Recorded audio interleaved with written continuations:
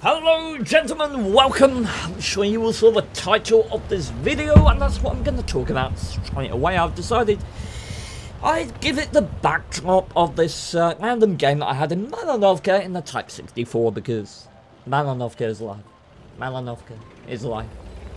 And who knows, maybe some other maps will be more fondly remembered by light checks of the future, as on the 1.0 test server there is rather a more abundant quantity of bushes on certain maps. So, got that to look forward to. In any case, Episode 8. Jingles, Jedi, getting the band back together again earlier than I thought. I was wondering it was going to be kind of middle of the year before we could do it. But 1.0 test server is out. New maps looking stunning and beautiful. And so ripe with opportunities to do stupid and comedically amusing things. So, we have plans. Plans which will involve the grand scope of Episode 8. Plans which involve you guys. So, on Saturday, it's in 2 days' time, Friday, Saturday, yay. We are actually doing the bloody filming. We're actually going to go into a team training room with like 30 odd people, I hope, ambitiously, optimistically, and we are going to breathe and take a drink of water. My god. Okay, I am refreshed. So, my hat has abused me.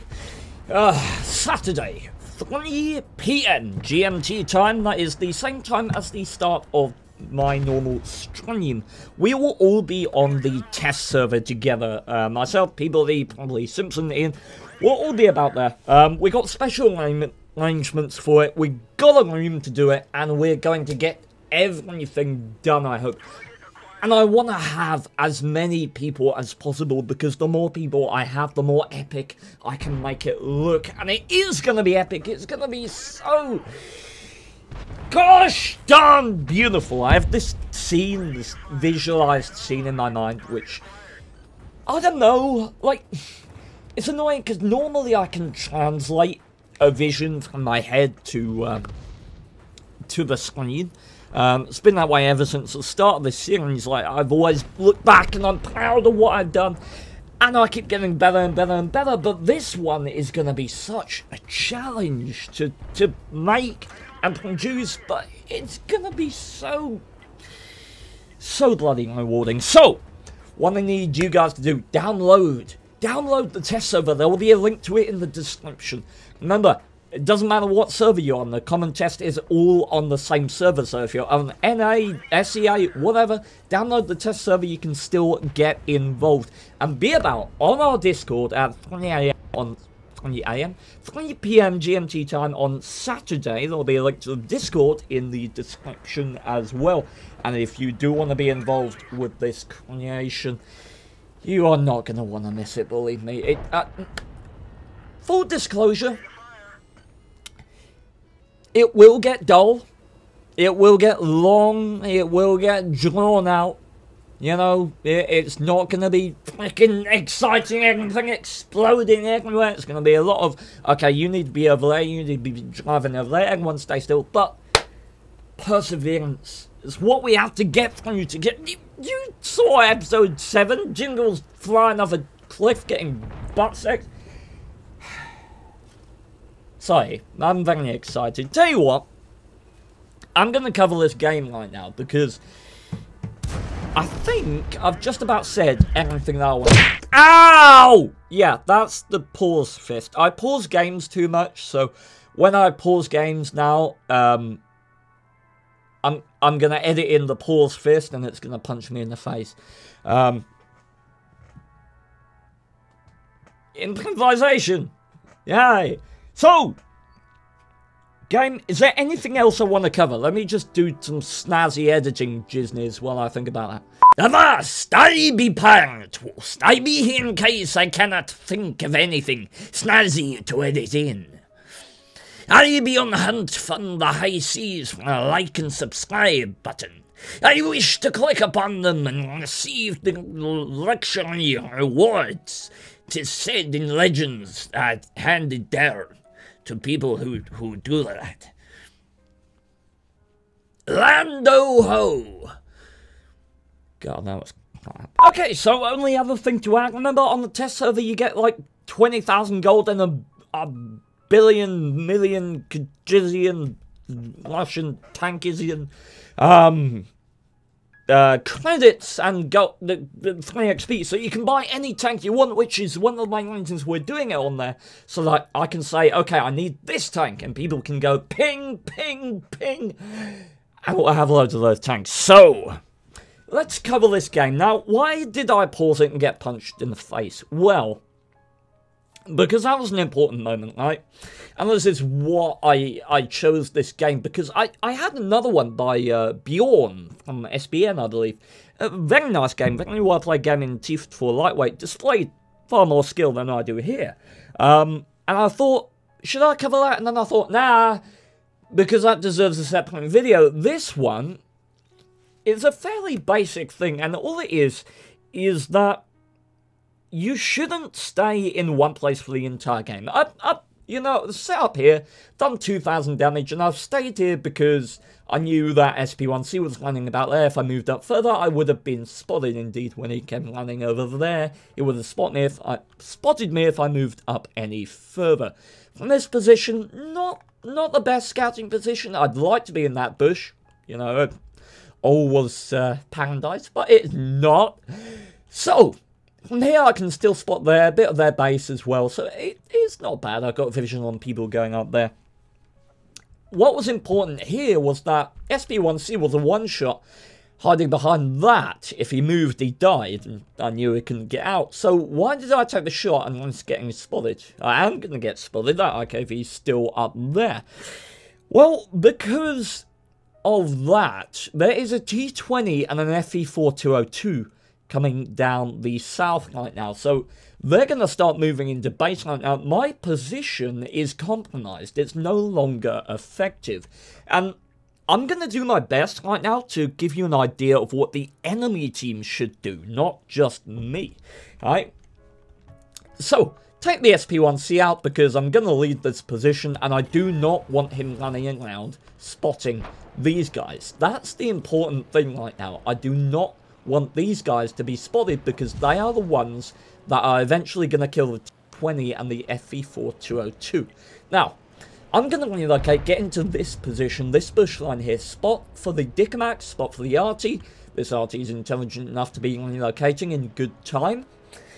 But yeah, I'm anticipating these guys coming over, and a lesser skilled player might have stayed in that position too scared to make a maneuver, but playing a scout is all about knowing where you need to be at a particular time to get the most effective use out of both your tank and your team's tanks around you. Now, ideally, what the enemy team should do right now is this T-34-2, or this Cromwell, should move, sorry, the Cromwell's an R-team, or this IKV should come down here, kill the Cromwell, keep moving along there. Why? Well, it's a difficult situation for the team at the moment, the enemy team, right? They've got 2 of their top tier tanks down here. Well, tier 8 and tier 7. Our team have pretty comprehensively won the hill, so the enemy are like, okay, they're going to come down from the hill. The RT are still about here somewhere. T-34-2 is probably... That music has got to go. Okay, so the T-34-2 is probably relocated to try and defend the hill, right? Long play. Entirely long play. His team, his best chance of winning right now are over here. That applies for the rest of the team. Their best chance are these guys. So in that situation, where you're outmatched, you should look at your team and say, okay, where am I most likely to win? What are my strongest tanks? What are they doing? How can I ensure that they are successful? That they win? Because it's not all about you, Water Tanks. It's a team game. It's a team game where the teams suck, unfortunately. So, what would moving down here accomplish? Well, my plan right now is to get these guys spotted, get them killed, not only by Artie, but by the guys that I assumed were going to be here. Now, as it happens, Cromwell has moved up to do what I've just said. He's supporting our best chance to win, which is here. Myself, I still think we've got a decent chance here. So the enemy team should move down into here. The objective there would be to spot the arty, spot the Jagdpanther, because if that happens, the Jagdpanther would instantly die from the FV4202 and the T20 down here. The IKV or the T-34-2, whoever did it, would then have flying home here to move into this position, and then they'd have crossfire on all the guys down here, and I myself, I would be completely screwed. These guys could then move in. T-34-2 up on the high ground here would kill the arty. Yeah. They would take this entire position, and it's debatable how much our hill force would be able to help. T-34, if he relocated, could, but it's most likely that our hill force wouldn't respond to that maneuver quickly enough. Likelihood is we'd still win, but right now that is what the enemy team should be doing. Nonetheless, they don't do it, so let's see how this works, shall we? I'm sitting here, and the FV, as I anticipated, is getting hammered by... Could be the Jagdpanther, could be the Dickomax. Dickomax has a shot there, takes the track off the SV, and you notice I'm still not firing. I'm thinking about it, but at this point it's simply not worth it, because the Jagdpanther just has shots all over this open land from that position. Eventually it's the Dickomax with his 15 degrees of gun depression that picks up those kills, but this was a very nice game just for the powers of awareness and relocation. Throughout this game, I've been locking auto-aim onto various targets because I have the skill designated target, which is...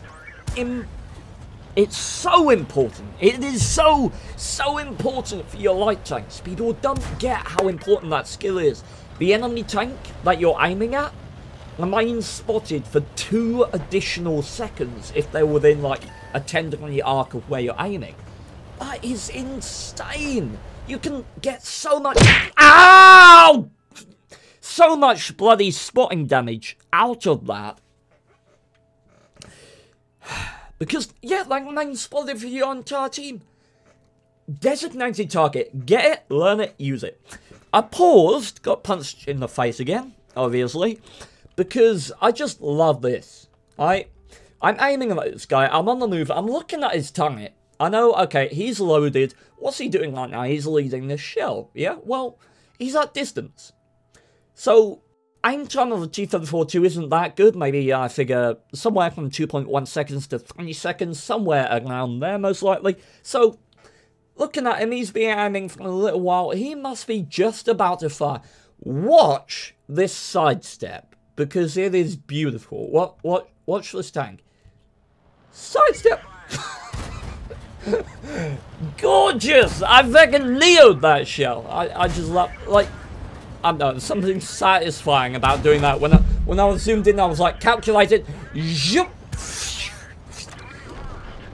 Perfection. So beautiful. So, this was an ace tanker in the tank. Type 64 isn't played that well. It's a far better tank than it used to be, thanks to the matchmaking changes. But, not really the point. I wanted to share with you the idea that you shouldn't confine yourself to being in one position in a light tank. You should always look at your team, see where they need support, and be honest with yourself. As a light tank, most of the time, you are not the team's best chance of winning, but you can help your chances of winning so much. You've got to look at your team and say, what is the most important? How can I help?